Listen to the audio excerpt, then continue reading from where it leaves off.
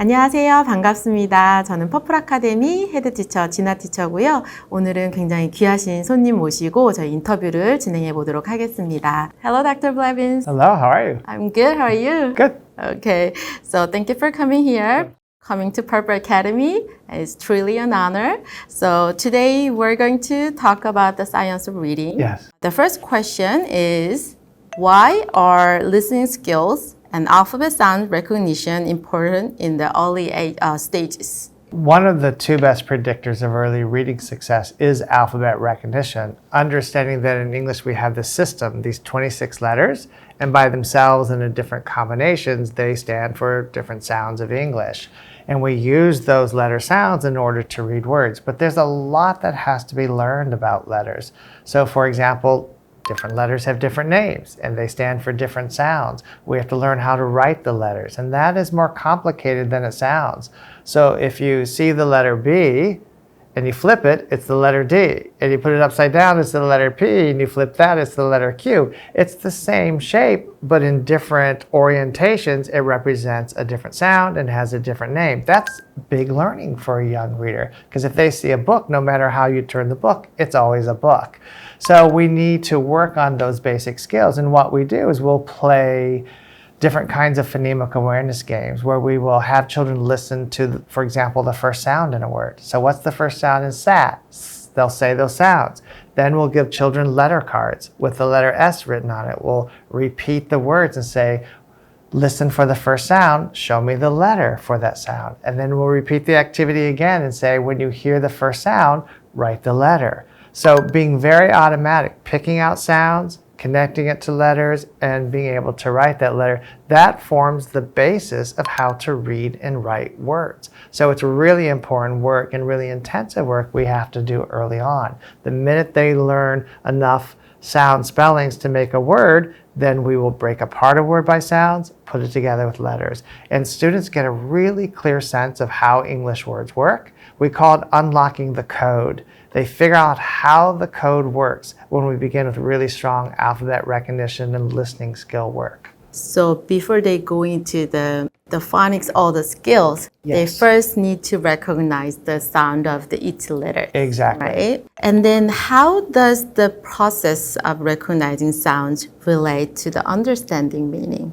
In terms of learning words, the parts of the brain that are activated are the sounds, the letters, and the meaning. So they are tightly connected. You can't really learn to read and write unless you're accessing all three parts of the brain in that way. So they're not separate things. And part of reading is looking at the print, which might look like strange lines and squiggles, but connecting each letter to a sound. And the minute you sound out that word, connecting it to a word, an oral vocabulary word that you have learned. We want the first books that children read to have this tight connection between what they've heard, words in their speaking and listening vocabulary, and the words in the print, so they understand how the system works. As they get a better understanding of how the system works and they have more practice doing that, then we can start introducing other words and slowly building that vocabulary. Are there some fun and easy sounds awareness games or activities you can suggest?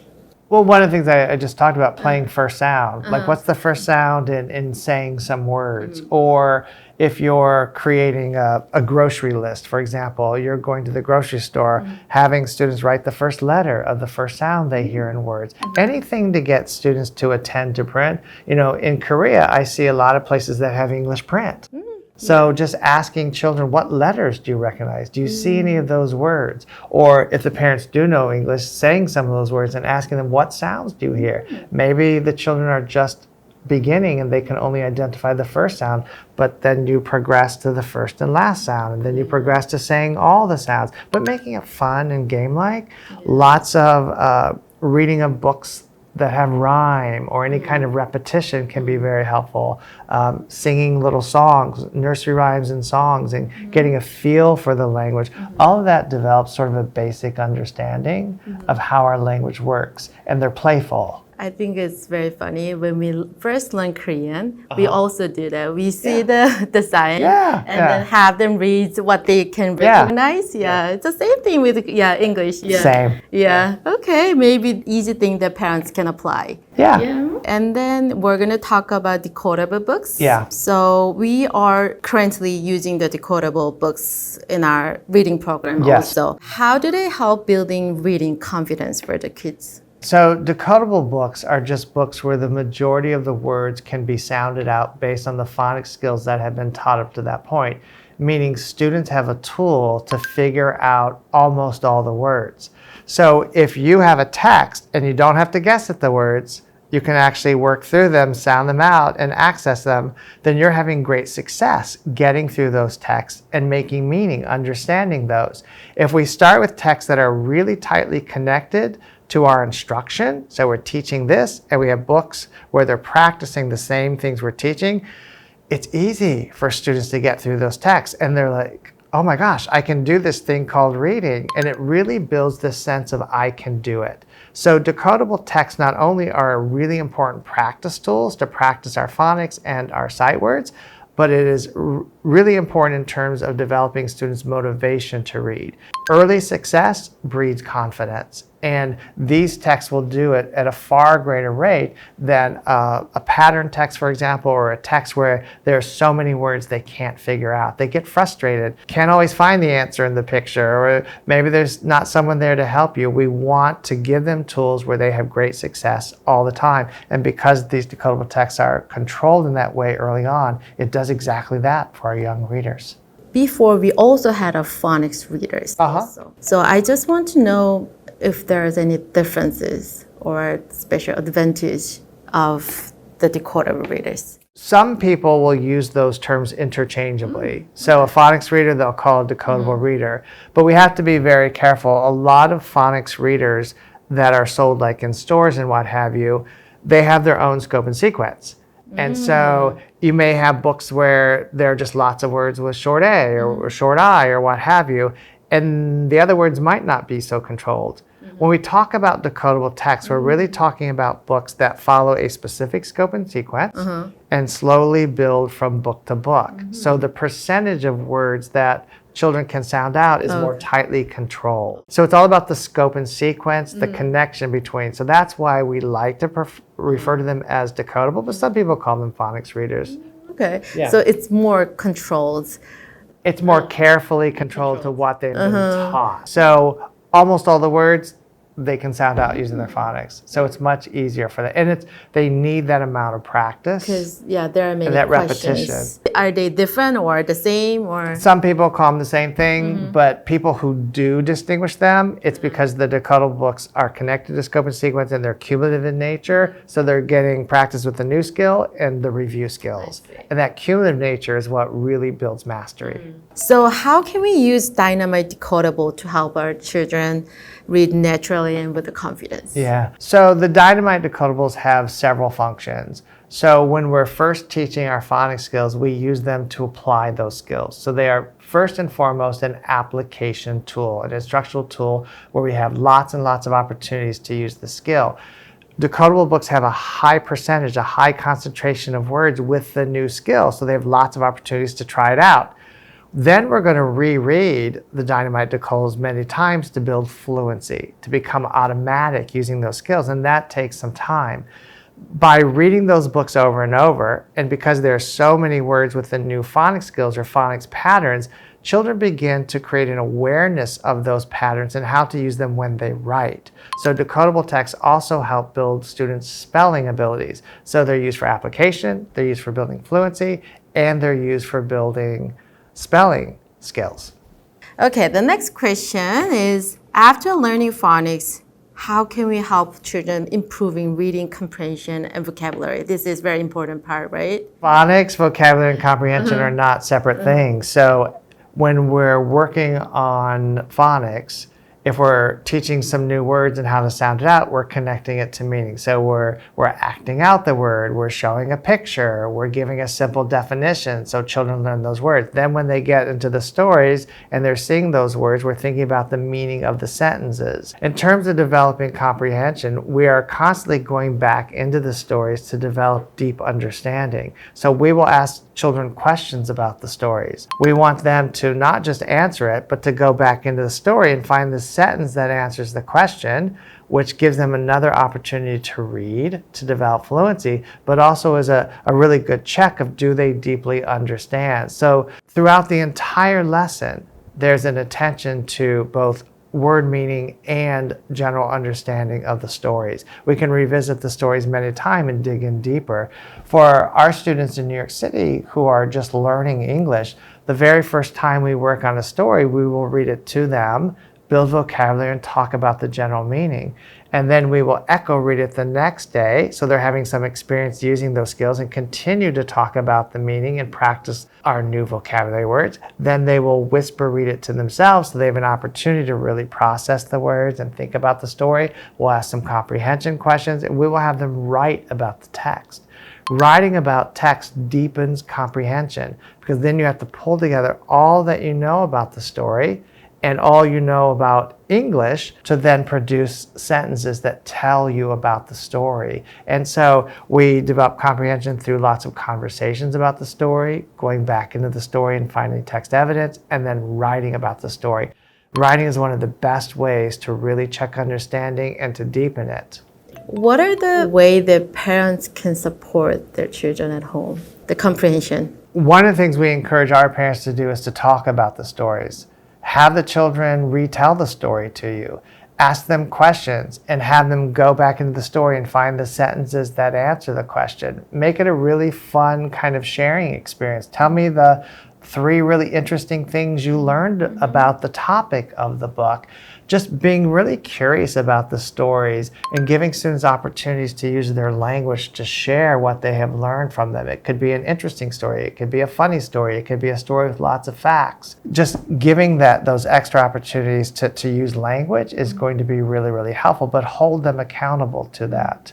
So we want to hold them accountable to that learning, even having them write a simple sentence about the story that they can share with everyone is a really good thing to do. What stage do you think they should start doing it? So for our students who are learning English as a new language, we have to give them lots of supports early on. Yeah. And maybe the parents don't have those supports at home. So they really have to have they have to be a little bit further in the Dynamite Decodables before maybe you have them do some of that writing. But you can certainly start talking about them early on. Even as simple as just flipping through the book and having them look at the pictures and retell what they remember about the story. Okay. Or point to different things in the picture and naming what they are in English is just really good practice. Say a few words first. Yeah, absolutely. Yeah, that would be a good start. And then as they go on, they can make it longer. And then writing also. Yeah. So another advantage of decodable readers has to do with the mental energies we use to read. We have a limited amount of mental energy we can use to apply to the task of reading.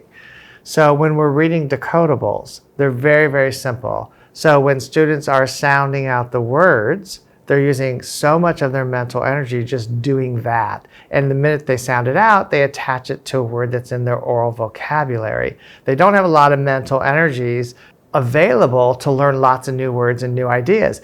As they become more proficient in sounding out words, it's much easier and it's much faster. So they're not using a lot of their mental energies to do that. They have all of this other mental space available to learn new vocabulary and to learn new ideas.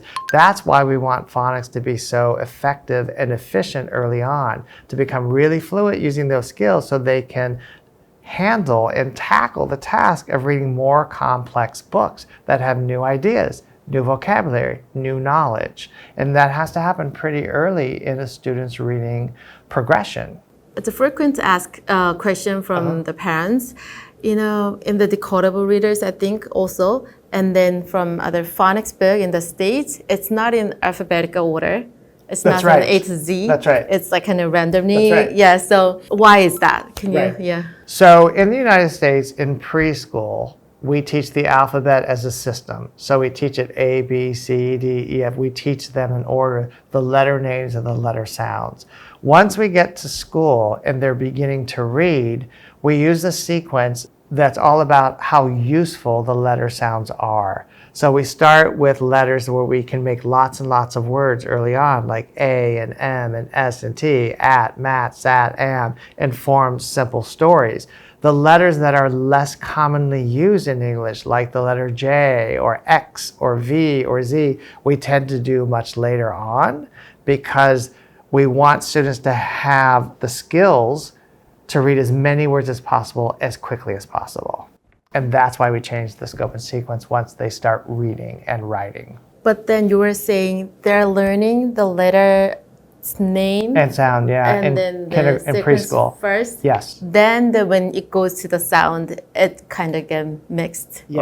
or different Yeah. order. Yeah. Ah, okay. I mean, we do names and sounds in preschool, but they don't apply them to words until probably kindergarten I in the see. United States. I think that's what we're doing right now. Like Yeah. we're going through all the letters first, Yep. then actually Yep. when we go into phonics, Yeah. we go into the different Yeah. order. Okay. So lastly, can you tell anything to our kids who is reading those Yes. books and how you want to use that book? So I'm so excited that you get the opportunity to read the Dynamite Decodables. The students I work with in New York City are also reading those same books. For a long time, the decodable readers that I had to use with my students or found out there were pretty boring. They weren't the most attractive books. They weren't the most interesting books. So my dream was to create books that would just be fun for you as you're learning to read. I dreamed one day of having books children would fight over. I want to read this next. So I wanted funny books. We all like to laugh. I wanted books that had really interesting formats. So it was like a game when you were reading it. I wanted books that were in a comic book format that had recurring characters because we all love reading those stories. I wanted nonfiction books that had facts that you couldn't wait to tell a friend or tell your parent. Just books that make it exciting to learn to read. I think as you're learning to read, you also want to learn new things. You want to feel happiness and laughter and be intrigued by the things that you're reading. So I'm really excited that you have an opportunity to read these. And I hope that you really enjoy the books that we have created for you.